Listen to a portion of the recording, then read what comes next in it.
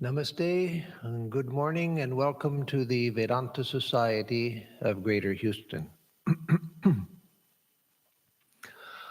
Om Asato Ma Sadgamaya Tamaso Ma Jyotirgamaya Mrityormamritam Gamaya Aviravirmayedhi Rudrayatte dakshinam mukham tena mam pahi nityam tena mam pahi nityam. Lead us from the unreal to the real. Lead us from darkness unto light. Lead us from death to immortality. Reach us through and through ourself, O Lord, and protect us evermore from ignorance by thy sweet, compassionate face. Om Vishnurva Tripurantako Bhavatu Va Brahma Surendrotava Bhanurva Shashalakshanota Bhagavan Buddhota Siddhota Va Ragadvesha Visharti Moharahita Sattvanukampodyato Yasarvai Saha Samskrito Gunaganais Tasmai Namah Sarvada. The Supreme Reality and its messengers are known by various names in various traditions. But as for me, I offer my worship always to the one going by any name and belonging to any tradition, who is free from attachment and hatred, free from worldliness and delusion, who is possessed of all noble virtues, and is filled with compassion for all living beings. Om Shanti Shanti Shanti Harihi Om Tat Sat. Om Peace, Peace, Peace be unto us all. So this morning we have questions and answers.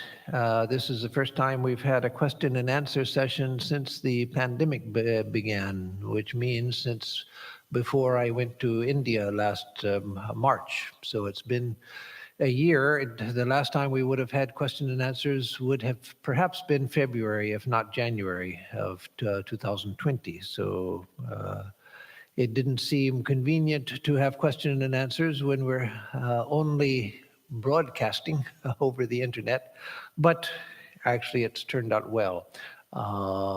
When I announced it a couple of weeks ago or so, or when we had first announced it at the beginning of the month with the email announcement, nothing came in, and then when I started announcing it, nothing came in. Finally, a little less than a week ago, one question came in, or actually one person's two questions. But in the yesterday, a number of questions came in, so we have plenty to work from today. Was it? Oh, there's another question that's on there. So if I get to that, I will, if I have time, I will go to questions that are coming in live now also. First, I'll take the questions that people wrote in, and then we'll see. So, questions and answers. Well, for me, the good part of question and answers are twofold. One is that I don't have to prepare a lecture. And the other is, more important, is that I get to know what it is that you want to know, at least some of you want to know. And and it's challenging to me to get questions, challenging in a good way, because the questions are often something that, or sometimes there's something I haven't thought of before, or something I've thought of, but from a slightly different angle, so it makes me rethink certain things. So, starting with the question and answers, and I've taken them basically in a chronological form, the way that they came in to me. Nothing special other than that about the order. So the first is the two questions that someone wrote. The first of his questions about prana and the subtle body. Could you please explain how both Thakur and Holy Mother could be present in their respective subtle bodies wherever they wanted to go while living in their physical bodies elsewhere. For example, Thakur went to Surendra Mitra's house during Durga Puja while his physical body was at Shampukur. And Holy Mother came to see Shashi Maharaj at the time of his Mahasamadhi, although she was at Jairambati. And the question goes on, and I'll restate the question in just a moment. As far as I can understand, subtle body includes prana, or the forces of life. Hence, when it is not present in the physical body is as good as dead. So, again, how was it that in the life of Sri Ramakrishna, the example he gives is, and there were other examples also, but the example given is when he was in what you call it, in Shampukur. That's what I was trying to think of. He was in Shampukur after he had left Dakshineshwar because of the illness in his throat. There, Surendranath Mitra had Durga Puja and wanted Sri Ramakrishna to come. But because of the illness, Sri Ramakrishna was not able to come. And Surendra was miserable because of it. But then Sri Ramakrishna appeared there at the Durga Puja in Suren Mitra's house, while his physical body was still in Shampukur. There's another incident where he appeared to Vijay Goswami in Dhaka, though he was in Dakshineshwar. And with Holy Mother, Shashi Maharaj, Swami Ramakrishnanandaji, when he was passing away in Calcutta, and he wanted to see the Holy Mother, but she was in Jairambati. So she appeared to him in Calcutta at his deathbed. So how is that possible? Because if they appeared in their subtle bodies, the subtle body includes the mind in its four aspects according to Vedanta and Yoga and Sankhya, the lower mind, manas, the ego, the unconscious mind, chitta, and then the intuitive mind, the buddhi, or what's usually translated poorly as intellect. So the subtle body includes the whole mind in all of its aspects, the prana, the vital force, and the sense organs, so that the subtle body can see, can hear, can taste, can smell, without the physical organs. The eyes don't go, the ears don't go, but the power to sense does go. And so the question is, how could they do that? Because if they went in their subtle bodies to a distant place, that means they took their prana with them, and so the body would be dead. So yes, the prana is the vital force, and when the prana leaves the body does die. But in these cases, and this power is mentioned in the Yoga Sutras as well. And there are other examples in the spiritual literature of this happening, even among Christian saints. Such things were occasionally seen. So in a case like this, where they have the power to separate the subtle body from the physical body, there is a residual prana that stays in the physical body. Otherwise, the body would be dead, as you guessed, as your question surmises. So their prana does go with them in the subtle body to where it is that they are appearing. But all of the prana doesn't go. Residual prana remains to keep the body alive. And so the body may seem senseless, but it's not dead. And so when Sri Ramakrishna appeared at Surendranath Mitra's house, those who were present with him in Shampukur, they saw that at the time of the Sandhi Puja, that especially the most sacred time in the Durga Puja, Sri Ramakrishna went spontaneously into samadhi, and then he appeared lifeless, not dead, but lifeless to the unaware of the outer world, not seeing, not hearing, completely oblivious to the outer world, the body completely still. And then later they found out that Sri Ramakrishna had appeared in his subtle body. So that was not something that we ordinary people can do.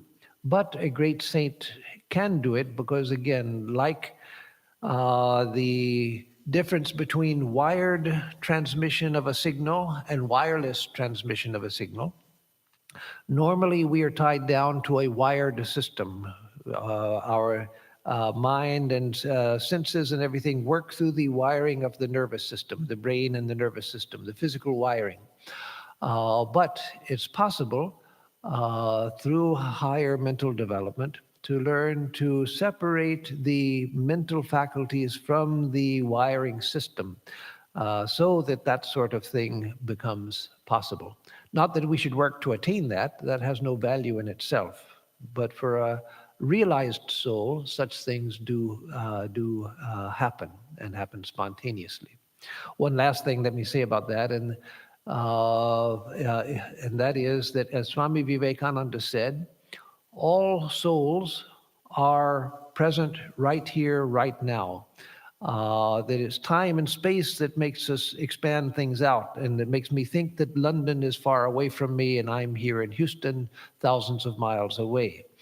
But as Swamiji said, I'm as much in London as I am now. When he was speaking, I believe, in New York, he said, I'm as much in London as I am here. And so for a person of high spirituality, they know that space is not what we think it is. Space is the mind expanding things out into 3 dimensions. And so for them, appearing from Calcutta in Dhaka, appearing from Shampukur in Surendranath Mitra's house in the southern part of Calcutta, that was something that they didn't have to go a long way in their subtle body. Their subtle body appeared in those places because the very idea of space belongs to the body and not to the soul. So then the second question, milk and its whiteness. Thakur used various examples to explain the relationship between Nirguna Brahman and Kali, and how they are one and the same non-dual reality.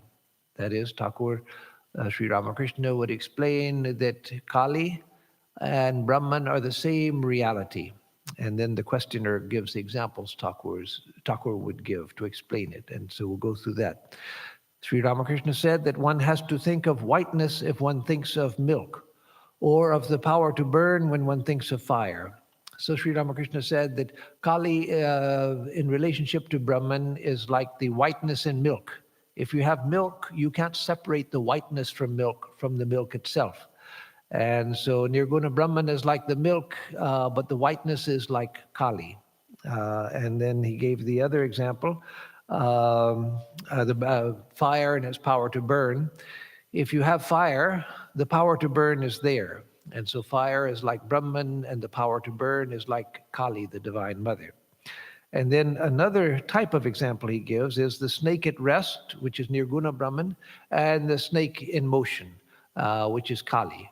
So it's the same snake. The snake when it's still, the unchanging Brahman, the Brahman which is unchanging, unchangeable, formless, without any descriptor possible. And then when the same snake is moving, it's like Kali. So Kali is like the dynamic aspect of Brahman. So the questioner says, I can understand the snake example, the difference between the snake still and the snake in motion, the same reality. But whiteness and the power to burn are the qualities of milk and fire, respectively. They can't exist independent of milk and fire. Ergo, Kali's existence is dependent on the existence of Nirguna Brahman. How do I reconcile it? So, with the snake at rest and the snake in motion, it's the same snake. So you can understand one is the absolute and the other is the Divine Mother in her dynamic aspect. But with whiteness of milk or the burning power of fire, you have qualities which can't exist without the milk and without the fire. And so that means that Kali is completely dependent on Brahman. So how to reconcile that? The idea is not as difficult as it looks. It's a good question, but it's not as difficult as it looks, because all such descriptions are ways of mental explanations from one mind to another mind of something which is actually beyond mind. And mind only operates within dualities. And so whenever you try to explain the non-dual truth, you are distorting the non-dual truth because language is not non-dual. And so when you have the example of milk and its whiteness, the milk being Brahman and the whiteness being Kali, the Divine Mother, from the standpoint of Brahman, yes, Brahman is the reality. And in that example, it appears as though Kali is dependent on Brahman. Well, everything is dependent on Brahman. Brahman is reality itself. If there's no Brahman, there's no reality. There's no Kali, there's no Shiva, there's nothing else. There's no world, there's nobody to ask a question. So Brahman is the reality. But the analogy of the snake at rest and the snake in motion, that is especially good because that shows that what Sri Ramakrishna would say, that Kali and Brahman are the same reality. So for a devotee of Kali, Kali is Brahman, and Kali is also the Divine Mother of creation, preservation, and destruction. So yes, the Divine Mother of creation, preservation, and destruction can't exist without Brahman because Brahman is reality itself, by itself, in itself, the absolute. But for a worshiper of Kali, Kali is the whole. Kali is Nirguna Brahman and Kali is Saguna Brahman. That is, Kali is the absolute and Kali is the Divine Mother. Kali is both. There's no contradiction. Just as the snake is the same snake, the snake at rest and the snake in motion.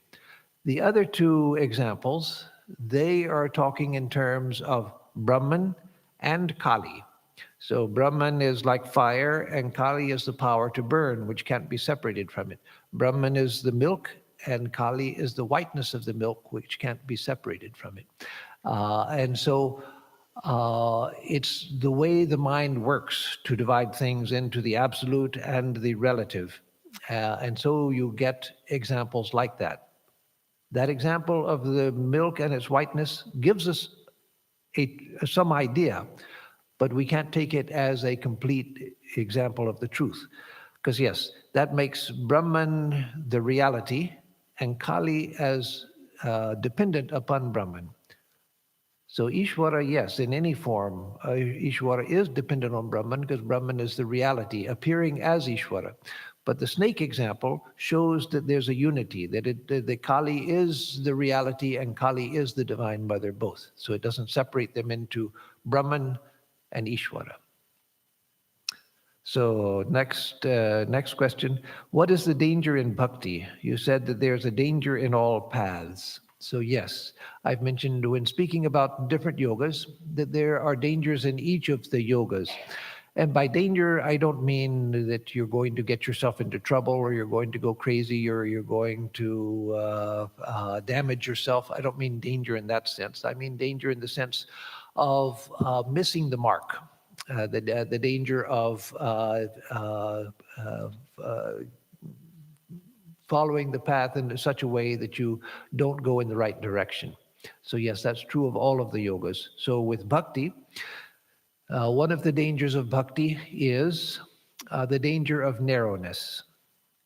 Bhakti is devotion, love for an ideal. And that love has to be concentrated and directed towards an ideal. Love is the most powerful unifying force that there is. Love is the most intense motivator that we have. We may seek knowledge, we may seek pleasure, we may seek all kinds of things in life, but what everyone wants, behind all of their other wants, is love. And so love is the highest motivator and a tremendous unifier of the mind. It focuses the mind, it motivates the mind, and it directs the mind towards unity. But because of the intensity of love, it's easy to hate everything other than what you love. So if I love Jesus, I can love Jesus and hate the Buddha and hate Ramakrishna and hate Muhammad and Islam and all other religions because I think that Jesus is my Lord. Jesus is the truth. Jesus is the truth, the way, and the life. All of my life is given to Jesus. And what are these other guys doing here? Who wants them? It's everything is Jesus. Or if I'm devoted to Krishna. And this, India has a great ancient liberal tradition, which is the mainstream tradition in India. But you find among some Vaishnavas, many Vaishnavas, a narrowness like you find in Christianity. That Krishna is the only way. Only through Krishna, other gods are unimportant. Only Krishna is God, and everyone should worship Krishna. So that's because the intense love for Krishna, the beauty of Krishna, the intense love and devotion and wanting to give everything to Krishna, then what are all these other guys doing here? Jesus and Buddha and Shiva and Kali and all of these, get them out of the way. I want Krishna. And so the danger in, one of the dangers in bhakti is the very intensity and focusing of the mind that is a good thing that comes through bhakti. If we are not trained with a liberal outlook, then that very love which draws us to one can turn into hatred towards everything else. And so, in the path of bhakti, it's extremely important that we begin with the idea that we constantly reinforce that all forms of God are true. This is my chosen ideal, my Ishta Devata. This is the way I like to see God. This is the one whom I worship. But all others are beautiful too. Let other people worship whomever they want. So that's all that we need to avoid that. But it is a big problem. I've even seen plenty of Ramakrishna fanatics who think that Ramakrishna now is the only way, which is quite contrary to everything that Ramakrishna taught.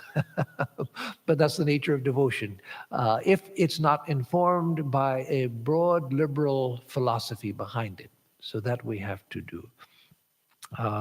Let me just mention briefly the one more danger in the path of bhakti.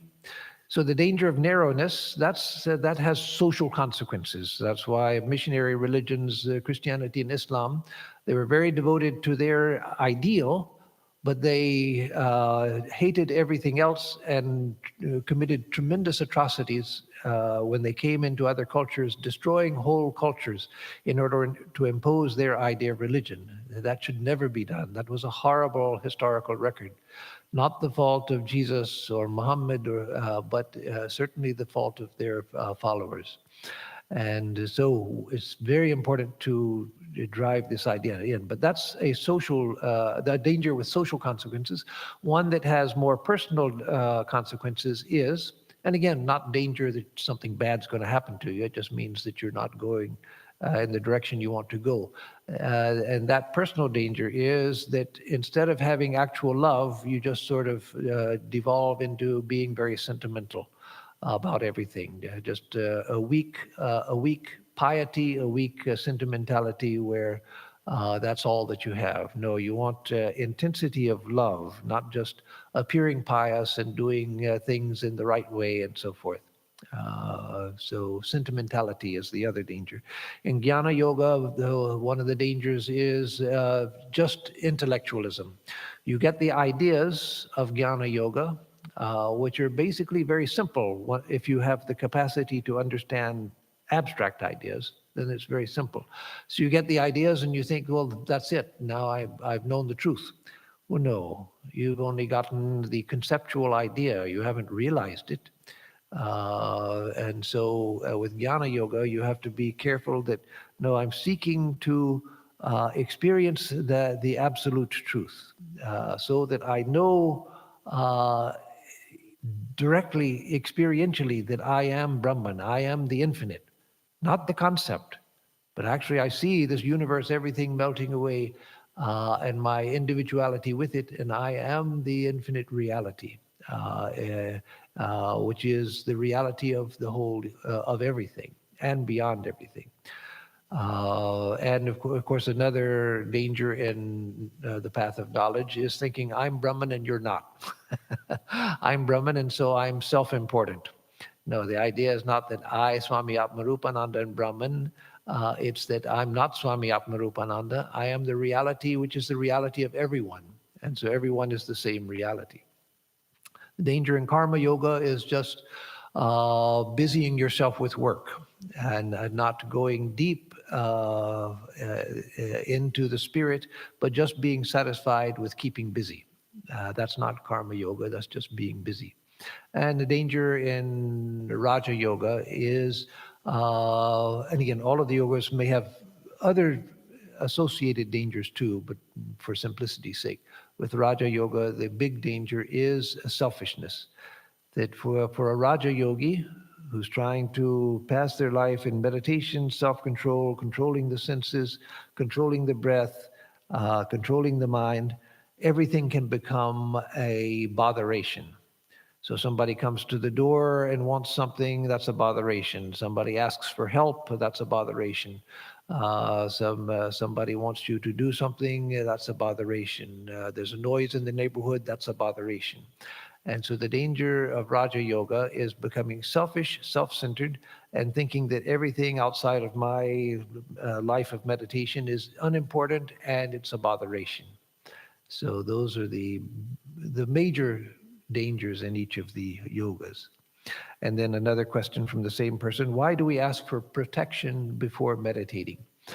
Well, not knowing the instructions that your guru gives to his disciples, I don't know exactly how he gave the instruction to pray for protection before meditation, but my guess is, because other teachers give similar instructions, not the same, but similar. My guess is that he didn't ask you to pray for protection during your meditation, but just pray for protection. And that's because we begin to feel the need for protection in spiritual life. We begin to feel that there's so many things in life that can go wrong, so many things that maybe something from within me, a past impression, a past memory that had been submerged for a long time. Suddenly it rises and pushes me to do things I don't want to do, I know I should not do. And yet something is pushing me to do it and I don't feel I can control it. Or something happens in the external world which greatly disturbs the progress of my spiritual life. Suddenly I have so many worries and other things to take care of. And so we always, it's a good thing. Now, if you don't feel a need for protection, then forget about it. But usually all of us at some point in our lives realize that no, so many things can go wrong in life, that I pray for protection so that I can continue my spiritual life, so that my spiritual life is not distracted by all of the potential problems of life. So that's all that it is. Again, I don't, it's probably not that he said, pray for protection because you're going to meditate and that's dangerous. No, pray for protection, meaning for the whole of your life, inside meditation, outside meditation, not because of meditation. So then who am I? I get it, but how do I purify my mind and transform this in everyday life? So who am I? I am the Atman, I am the divine self. But yes, even after you understand that, then the question comes, how do I purify my mind and apply it in everyday life? Yes, it's a very good question. All of these are good questions today. So first, understand, if one wants to follow something of the path of jnana, the path of self-knowledge, whether as their main path or as part of their path, that is combining knowledge and devotion, or just knowledge, either way, understanding that I am the Atman, getting the idea, thinking about it, figuring out what it means, at least as far as I can understand from my present position.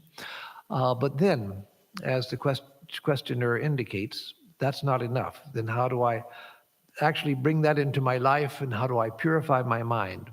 So purifying the mind is what we need to do so that that goes deeper into us and it eventually becomes our direct experience.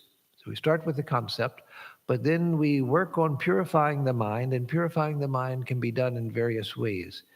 Any spiritual engagement that we do, conscious spiritual engagement, prayer, meditation, singing bhajans, worship, attending spiritual lectures, listening to spiritual talks, and so forth, any of that is helping, because it's purifying the mind in a spiritual sense is pouring the thought of spiritual things into the mind and washing other things out of the mind. And what happens when we pour the clean water of spirituality into the mind through thoughts and prayers and worship and spiritual talks and all of that, of spiritual association, what it does is it stirs up the contents of the mind, and all kinds of dirt comes up in the mind. That's natural. That's something that we have to get used to and learn just to bear with. Just to treat the bad thoughts and things that come into the mind, treat them as flies that are buzzing around the head. Don't give them any more attention than you have to. Just know that we carry within ourselves the memories and experiences of countless past lives, good and bad. And so all of those are sitting in the garbage heap of the unconscious mind. And when you pour the clean water of spirituality into the mind, those things tend to bubble up. And so you think, I'm worse than I was before I started meditating. Before I started meditating, I didn't have so many bad thoughts. Now they're all over the place. No, it's very helpful just to know what's happening. That by spiritual thought, you're not creating bad thoughts and things. You're stirring up things that were already there, things that were already there waiting to cause trouble, and causing trouble, but in a way that you couldn't see what's going on. But by pouring in spiritual thought, that's stirred up, and then you see these things that you never saw before, and it frightens you, and you think that what's wrong with me? No, go on pouring. The solution is to keep pouring spiritual thought into the mind, and eventually that will wash away.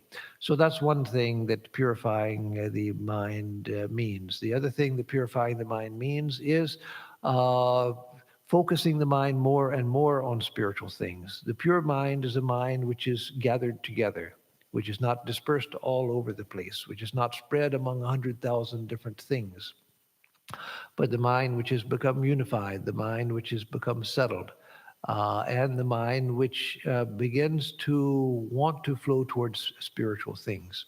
And the other part of the question, and transform this into everyday life, this idea that I am the self. How do I purify the mind and transform it into everyday life? So yes, that you do by holding on to that thought that I am the Atman, I am, my very nature is spiritual, I'm one with God. And when you see within yourself contrary thoughts and contrary actions, then reassert that idea that why should I have that thought? Let that go. Let it go. That's not worthy of me. I am the divine self. So to try to assert what you are, and to gently, not violently or anything, because then you cause yourself more trouble. Gently push away the things that are contrary to that thought. And so, thinking that I am the self, we have to also think that everyone else I meet is also that reality. Whether I see it or not, let me develop the conviction that this is true. Sri Ramakrishna saw that it was true. Vivekananda saw that it was true. Holy Mother saw that it was true. The direct disciples realized it. And their behavior was consistent with that realization. So I'm convinced of it. So let me try to change my behavior so that it's in tune with that. Let me not think of people that I like this type of person, I don't like that type of person. Yes, there's always the fact, experiential fact of personal chemistry. Even with Sri Ramakrishna, he loved Swami Brahmananda and Swami Vivekananda above everyone. So there's always personal chemistry, but don't make a thing out of it. So don't allow yourself to think, I like this type of person, I don't like that type of person. Have the general sense that everyone is the divine reality, and I worship that reality within everyone. So when I find myself thinking, oh, I don't like this kind of person, or I don't like that kind of person, check myself and remember that that too is God. Again, as Sri Ramakrishna said, it doesn't mean that I have to go and hug the tiger god. No, I salute the tiger god from a distance. And so with dangerous people, I salute them from a distance. I don't have to go and get involved with them. I stay away because I know that they're dangerous. But I also recognize that behind all of that, it's the pure, clear, divine spirit which is manifesting even as this bad and dangerous person. So then I have heard that for a follower of the path of knowledge, incorporating bhakti helps a lot in reaching the goal. Can you kindly give some practical, concrete methods how to integrate bhakti into jnana yoga? So yes, that would be a whole lecture. In fact, most of these questions could be a whole lecture. So I will just give a brief answer so that I can uh, get another question here. When we go to combine the yogas, first it's important to know which yoga is my most natural dominant yoga. Am I a jnana yogi who wants to incorporate some bhakti? Or am I really a bhakta who wants to incorporate some jnana? Or am I a karma yogi who wants to incorporate some jnana and bhakti? Or am I a raja yogi who wants to incorporate some of these other yogas? So it's helpful to know what is my dominant yoga, because that will determine how it is that I that I harmonize other yogas with it. If I'm a bhakta, but I want to incorporate some jnana into my bhakti, then I do it in a way which doesn't change the fact that my orientation is towards my ishta, my chosen ideal. It's the ishta that I want to realize. But I know that the ishta and myself are one and the same, and that my ishta himself, herself, is a manifestation of the absolute Brahman, Nirguna Brahman. They are the Nirguna Brahman appearing in this personal form to me. So the bhakti element remains dominant, but the jnana comes in as a way of expanding my idea of what my devotion is, so that it's not just me, this psychophysical being who's devoted to personal God, who's the creator, preserver, and destroyer of the universe. That's fine as far as it goes. But if you want to incorporate jnana, then you use that to expand that idea to understand who the Ishta is, who I am, our underlying unity, etc. So that I am that. But for the sake of the play of love, that reality has divided itself into the Divine Mother and me, the seeker. But we are the same reality. But if your main path is the path of knowledge and you want to incorporate some devotion, then the idea that I am the infinite self, that remains dominant. That's your central idea. And you bring devotion into it. For instance, you see like Sri Ramakrishna being the a very symbol of the attainment of nirvikalpa samadhi. The photograph, the meditation photograph that we use of Sri Ramakrishna, one of the 3 photos taken of him, that was in a very high state. And so there you see embodied the state of Nirvikalpa Samadhi appearing in physical form. And so Sri Ramakrishna becomes the personal embodiment of the ideal of Brahma Jnana. Or Holy Mother, she becomes the key holder to the state of Nirguna Brahman, to the state of the Absolute. Because it's a big subject, let me just give a couple of examples of incorporating bhakti into jnana. But again, assuming that the person has realized that I'm basically a jnani, that's what makes sense to me, and that's what I like most, but I want to have some devotion also. Then there are a number of ways to do it, so I'll just give a couple of different ways. One is, I've already mentioned, and I'll just give it in this context, and that is thinking that I am the reality, but I have divided myself.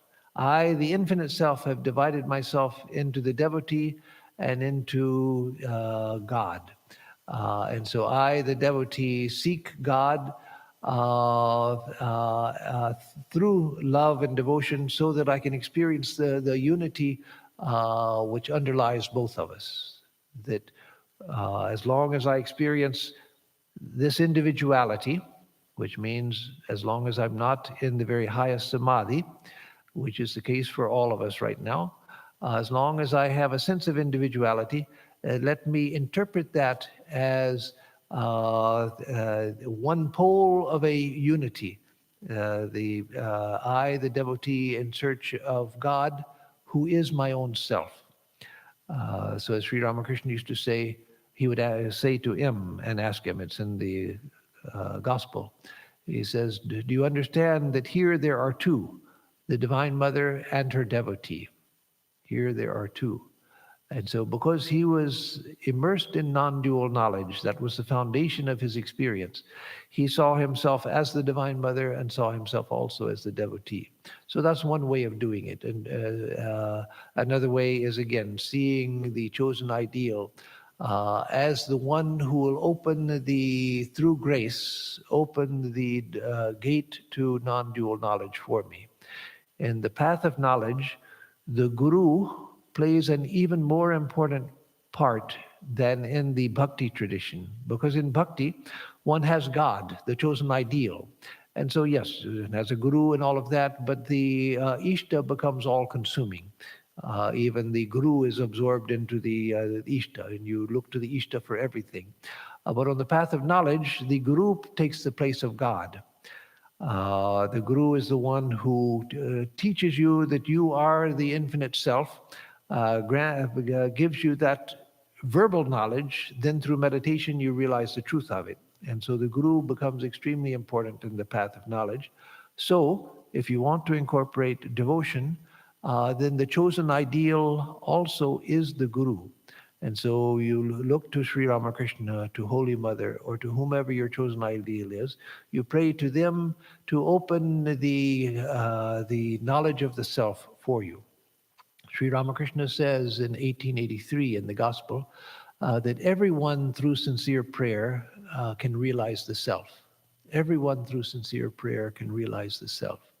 And so through prayer to the Ishta that I attain to the highest knowledge, then that becomes possible. And there are other ways, but again, that would be a lecture in itself. So then the last person whose questions I have here, there are three questions from this one person. You had shared the story of one of the devotees, and that was Clemmy, who was our devotee in San Diego, saying how she took a resolve to tell the truth at the risk of being seen as rude by others. It's an inspiring anecdote. Could you please share similar experiences from other devotees, swamis, or other spiritual aspirants, which you think would be inspiring us in the path towards God? Yes, well, let me first say that memory is a strange thing. There are many studies now, academic studies of memory. And as such studies have shown, memory has different powers and different fields of operation. And one person's memory works one way, another person's memory works another way. I say that because I am good. My memory is very strong for certain things. I have never in my life had a good memory for story. My mind doesn't work that way. A timeline of story, this happened, and that happened, and then this person came, and that person came, and all of that. That kind of thing, I don't have a good memory for. It's just the point of weakness in my own memory. And so I'm the worst person to ask for stories. I know people who can entertain us for hours with endless stories that they remember. But stories don't stick with me. However, the question is good. The question, or the example given in the question was, I mentioned that Clemmy, our elderly devotee in San Diego, that after her second husband died, and she would have been by that time around 80 or early 80s, 81, 82, something like that. She said that after her second husband died, she closed the door on the outer world and just said, okay, I've had enough experience of the world. I don't want it anymore. So let me shut the door to the world and just think about Mother, which for her meant Holy Mother. She was a great devotee of Holy Mother. And she said, she prayed to Sri Ramakrishna, henceforward, may I never consciously tell a lie. Even if it hurts, let me tell the truth. And so she became very plain spoken. She couldn't tell a lie. If somebody said, would you like my new dress? And she didn't like it, she might not say, no, it's ugly. She wouldn't say that. And she would say, well, everyone has their own taste or something like that. But she wouldn't say, oh, yes, it's so beautiful. Oh, I just love that dress, when she actually didn't like it at all. So she could be rude sometimes because she wouldn't tell a lie, even in order to flatter somebody. And so the questioner is asking if there are other such stories that I know. The many stories that I know, I don't remember enough details to make an interesting story now. But there are people like one of our devotees in Hollywood who had a rough life. He joined the monastery and then he left the monastery after a short time, but he remained a devotee, but with many struggles in his life. He ended up dying in the devotee colony in Hollywood from AIDS. Another devotee took care of him in his last illness. But before he passed away, Swami Prabhavananda appeared before him to take him away. And so there are many stories like that of devotees who in the last moment, and people who come from ordinary backgrounds and people who weren't stellar spiritual aspirants who are always spending all of their time in deep meditation and so forth, but people who just did the best they could, but ordinary people with ordinary capacities. Many such people who, at the time of their passing, they have seen either their Guru or Sri Ramakrishna or Holy Mother or Swamiji, or more than one of them, and coming for them. And so, yes, there are a number of stories like that of people. And if I thought for a while, I could think of other stories, but there's not much time. So let me go on to the next question from the same person. You shared earlier the anecdote of how Swami Vireshwarananda, my guru, had appeared in a dream to one of his Muslim disciples' sister. Could you please share any more such incidents from the Swami's life? And that also, yes, there are various things that I could say. And I don't know, when you say incidents from the Swami's life, whether you mean Swami Vireshwarananda or my friend, the Swami, the Muslim Swami, or just any Swami's life. But let me tell a little bit more about this Swami, who is my best friend in India. He died several years ago while I was living in India. Back around 2016, I think he passed away.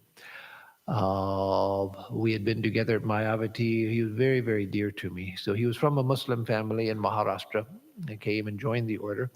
And he was very dear to our common guru, Swami Vireshwarananda, the disciple of Holy Mother, who showed special favor to him.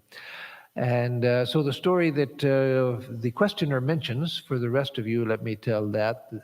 Some of you heard it just as the questioner did, others have not. That my friend, when he was a student, he hadn't yet joined the order. He had gone from his home in Maharashtra to Mumbai, to the ashram for a weekend when college was out. And so while he was gone to Mumbai, he had already received initiation from Swami Vireshwarananda. So while he was in Mumbai, his sister slept on the bed that he usually slept on while he was gone. She used his bed. And so while she was lying asleep the night after he left for Mumbai, Swami Vireshwarananda appeared in her sleep and said, just because you have gone to Mumbai doesn't mean that you can, to the ashram to spend your weekend, doesn't mean that you can forego your spiritual practice. You must continue your spiritual practice every day. And so the strange thing with this experience was that she was sleeping in his bed and he had gone to Mumbai, but the guru, Swami Vireshwarananda, of this friend gone to Mumbai, appeared to the person who was sleeping in his bed, not to him. So how to explain that, I have no explanation for it, but it was a true experience that really happened. I know another experience like that of a woman that I met. I forget whether she lives in Amritsar or Kurukshetra. Because one day I went to both Amritsar and Kurukshetra in the same trip, and I forget which place this woman and her husband lived. But she also was a disciple of Swami Vireshwarananda. And so after she got initiation, she was practicing her mantra, and Swami Vireshwarananda appeared to her and said, "No, you're not pronouncing it correctly. The pronunciation is like this." And later she confirmed that, yes, that was the correct pronunciation. So there are many stories like that. So with Swami Vireshwarananda in particular, there were many such stories. And again, about my best friend in India, another story about him, somewhat humorous but beautiful story. His father, of course, a Muslim also, his father became very devoted to Sri Ramakrishna, and he also took instruction from Swami Vireshwarananda. But before he had met Swami Vireshwarananda, and before my friend had left to join the order, but after he had become devoted, his father one day was sitting in a chair in their home, reading the Gospel of Sri Ramakrishna. And while he was reading, he fell asleep. So he was lying there asleep. And he woke up with the gospel still open in his lap. He woke up and he said to his son, my friend, he said, "Now I know that Sri Ramakrishna is God." Because in the dream, he made me dance with him. And only God could make a big fat man like me dance. And so it was a beautiful experience and a sincere experience, but also very humorous. His father must have been humorous as my friend was. My friend was a great comic. He was one of those people who was very, very funny. And so his father said that now I know that Sri Ramakrishna is God, because only God could make a big fat man like me stand up and dance. So like that, there are many experiences. I remember the last part of the question and the last question. I remember having heard you talk about how the Holy Mother had appeared to a Spanish-speaking devotee in a lecture a long time ago. Could you please share any such divine visions which you have come to know of? With that also, again, all of these questions, they are very good questions, and they all fall into the realm of story, which is extremely valuable, and I'm very poor at remembering stories with any detail. It's just, again, the way my memory works. But let me share a little bit. Again, for those of you who haven't heard, when I told this, that he refers to Holy Mother appeared to a Spanish-speaking devotee, a Mexican-American devotee who was a very close friend of mine, and he himself used to tell me about these experiences he had of the Holy Mother. And one of them, which is, I think, what probably the person here had heard me tell, was one day when these experiences started, visions of the Holy Mother started in his life, and his whole life was transformed. He was driving past I think it was a Taco Bell or something like that. It was one of the chains of cheap Mexican knockoff Mexican food chains like Taco Bell or something like that. And so he looked inside the full wall window, looked inside, and he saw Holy Mother as a young girl, but he recognized clearly that that was Holy Mother as a young girl wearing a Spanish type skirt, a colorful skirt like a Spanish or a Mexican style skirt, and she was spinning around on one foot like little girls sometimes will do dancing.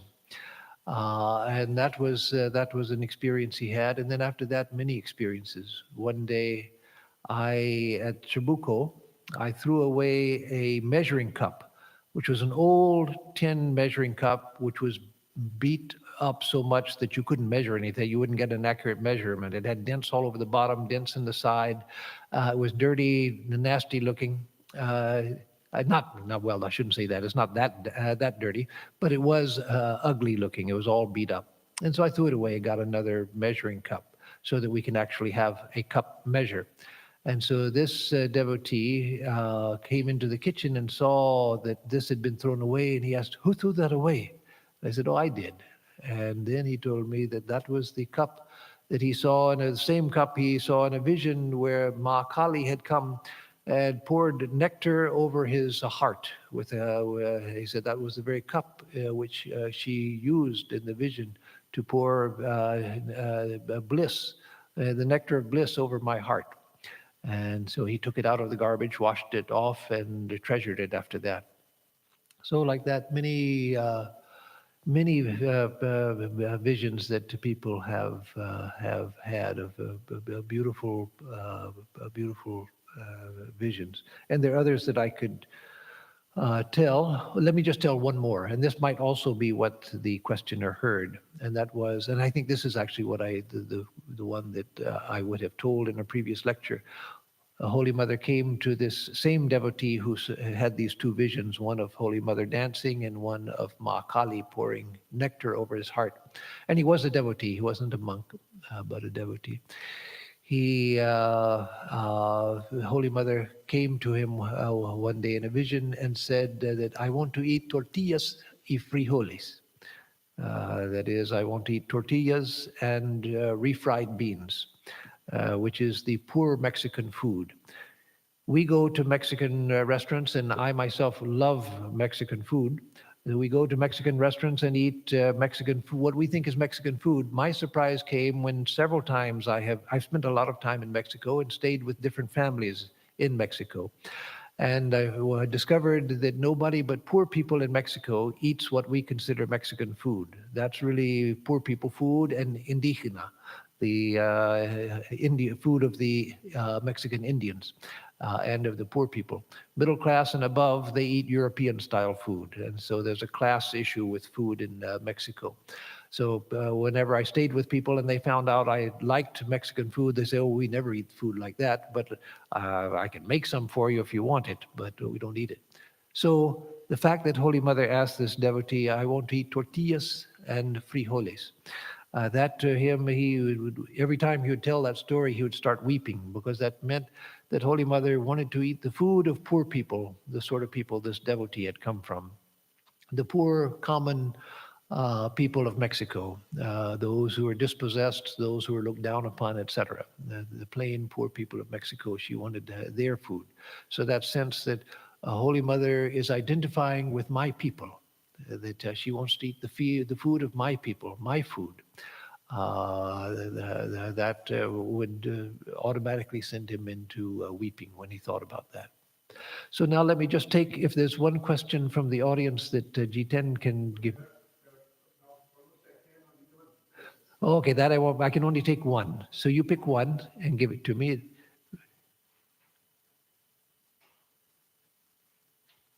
And there's not really time for that, but I will, because you have all been so good about asking questions, I want to get as many as possible, but I'm afraid I can probably only take one from the live audience. Okay. Okay.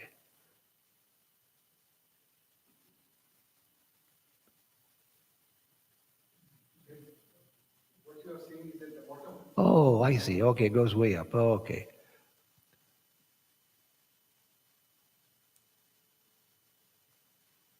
Okay, the first question I will take because it's very, very easy to dispense with. And that question is, if you have time to take questions from the live chat, what do you think of the claim that Jesus traveled to India or was taught Indian spirituality during the lost years?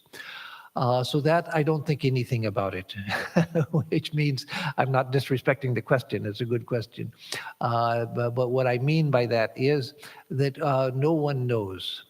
And people who claim that they know, they're depending on records which are completely unreliable.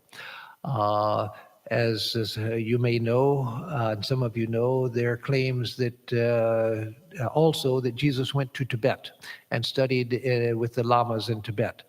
That's quite impossible because Buddhism didn't go to Tibet until 6 centuries after Jesus had passed away.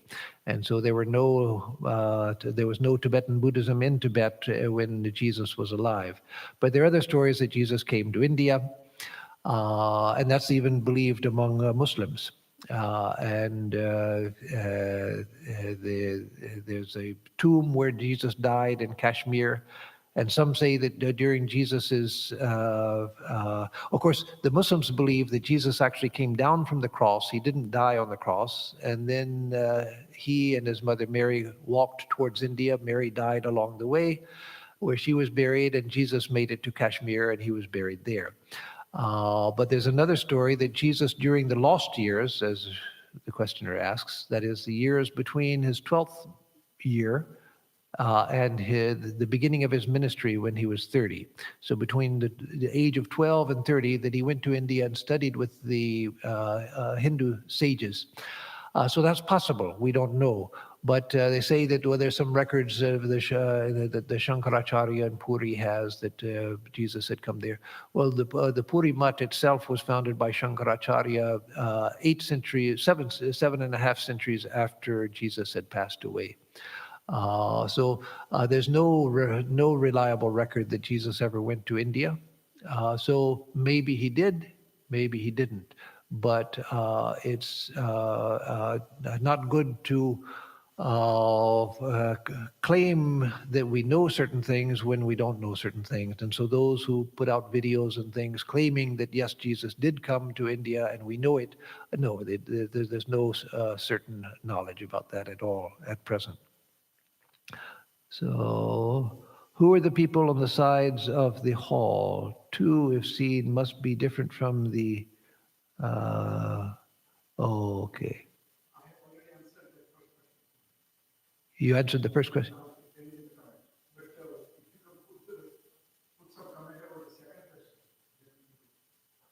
Okay.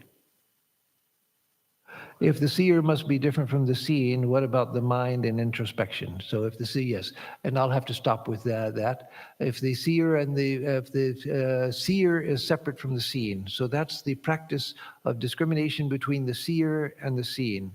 I am the seer, and everything that I perceive is the seen. If I see the world and I'm the seer, I can't be what I'm seeing because I'm the one who perceives. This is what I perceive. I perceive the body, so I can't be the body essentially because I see the body. It's an object of my perception. I see my mind, its thoughts, images, memories, emotions, all of the perceptions, all of that arises in the mind. I see that, so I can't be the mind. So I am the seer, the light of awareness, the light of consciousness, and everything that is seen is opposite to me. So I'm not the seen. So what about the mind and introspection? So actually when I'm practicing being the witness, I'm the seer, not the seen. I perceive the mind. What's actually happening is that I'm using a higher function of the mind to witness everything else.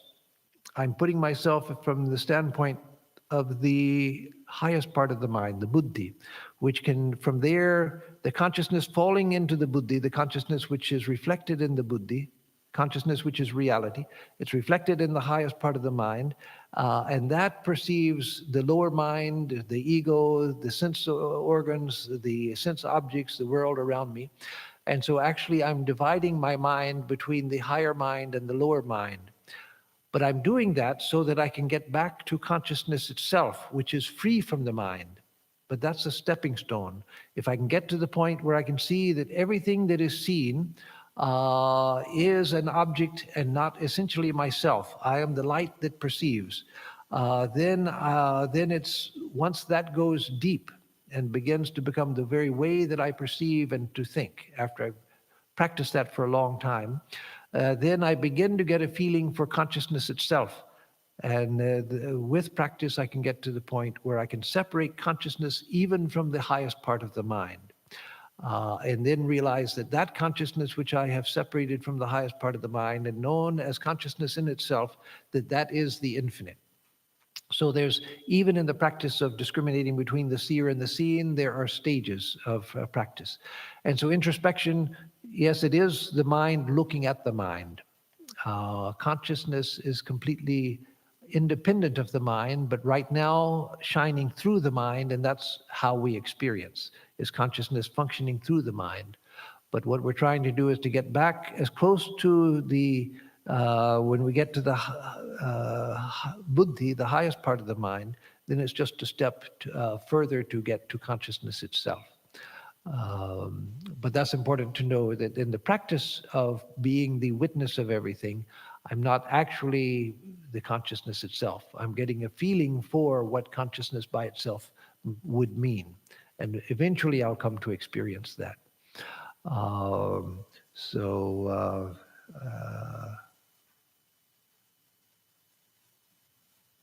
Let me just take another question. Will we all have the vision of Sri Ramakrishna and Holy Mother at the time of physical death? And is Ramakrishna Loka the same as Vaikuntha Loka? So that refers to a promise Sri Ramakrishna made, in which Holy Mother repeated many times to her disciples, that Sri Ramakrishna had promised that for those devoted to him, at least at the last moment, he would come for them, that he would come and take them at the last moment. And so that has happened to many devotees. And we know because in the last moment they said, oh, here Sri Ramakrishna has come, or my Guru has come, or Holy Mother has come. So anyone who is devoted to Sri Ramakrishna and Holy Mother, not just conventionally that, oh yeah, I sometimes go to the Vedanta Center and I once read a book on Sri Ramakrishna, yeah, I like him. No, but somebody who is devoted, who has tried in the best way they know how, with our limited capacity, tried to devote their lives to Sri Ramakrishna or Holy Mother. Yes, he's promised that at the last he would come. So does that mean liberation? I would have to say no. It doesn't mean liberation, but it means a great experience after death. But then we'll find that, as Holy Mother said, until we're completely free from desire, we'll have to come back. But if Sri Ramakrishna takes us, then we will go and spend a blessed time where we learn many things, and then we come back for another birth in circumstances that are propitious to attain to God, where we'll be born in circumstances where it will be much easier to make quick spiritual progress. And is Ramakrishna Loka, the world of Ramakrishna, is that the same as Vaikuntha? Vaikuntha is the heaven, spiritual heaven of the Vaishnavas, where Vishnu lives, where Krishna, where Rama lives. And so the idea there is that there are heavenly worlds in Hinduism, like in Christianity and Islam, etc. But those are worlds of enjoyment where you go, you spend some time, and you come back. But there's the highest heaven, which is a spiritual world. It's not a world of enjoyment. It's a world of deep meditation. And that, the Vaishnavas call it Vaikuntha, where Vishnu lives. Shaivas call it Kailasa, where Shiva lives. And devotees of Ramakrishna will see the same world as Ramakrishna Loka. So yes, Ramakrishna Loka, Vaikuntha, Kailasa. You could say that they are the three different ways that this highest Brahma Loka, world of truth, Satya Loka, the way that it appears to the devotees of Ramakrishna, then because it's believed that the incarnation has the power to create their own spiritual world. That is, you could consider it a neighborhood of Satya Loka, a way that Satya Loka appears. So let me stop here. We're already 10 minutes over time. So I'm sorry I didn't get to the other questions. There's several other good questions there too. But let me give announcements and then a closing prayer. So this week we will continue with the Bhagavad Gita class at 7:30 in the evening on Tuesday. On Thursday morning at 11 o'clock, we'll have the Gospel of Sri Ramakrishna class. And on Sunday, I haven't yet worked out the titles for the talks on Sundays in March. I'll have to do that today. But there will be the talk as usual on Sunday. Probably I will speak on on Shiva in the Gods and Goddesses series. Last week I spoke on Shiva, giving the historical roots of Shiva worship as developed in the pre-Vedic and Vedic period up until you get to the classical Hinduism. And so then I promised that I would give another talk on Shiva as we know him today. That is Shiva, the great god Mahadeva. The symbolism, the worship, etc. So let me just announce that that's what I'll speak on this coming Sunday. And let me also announce that on the 14th of March, we will have Sri Ramakrishna's puja. It will begin at 10:30 in the morning and go till about 12. And then after Arati and the Bhog, the food offering, then people who wish to come and offer flowers to Sri Ramakrishna, receive some prasad, they can come after that. I believe the time is 12:15, but it'll be on the flyer that's going out probably today for the 14th of March, Sunday. And Shivaratri, I think, is on the 11th, either 11th or 12th, but I think it's the 11th this year. So we will have Shivaratri also, but that will only be online. Not people won't be allowed to come here to watch the Shivaratri. But that also will come out in an announcement. So with that, let me give a closing prayer. Om madhuvatartayate madhuksharanti sindhavaha madhvirnasantoshadhihi madhunaktamutoshasi madhumatparthivagum rajaha madhudyaurastu nah pita madhumangno vanaspatir madhumagumastu suryaha madhvirgavo bhavantunaha. Om Madhu, Om Madhu, Om Madhu. For us who seek the truth, and for all beings, may the winds blow sweetly, may the rivers flow sweetly, may the herbs yield us sweetness. Sweet be the night and the break of day, sweet be the very dust of the earth. May the heavens pour down sweetness upon us. May the trees, lords of the forest, bear us sweetness. May the sun shed its sweetness upon us. May all the directions pour forth sweetness.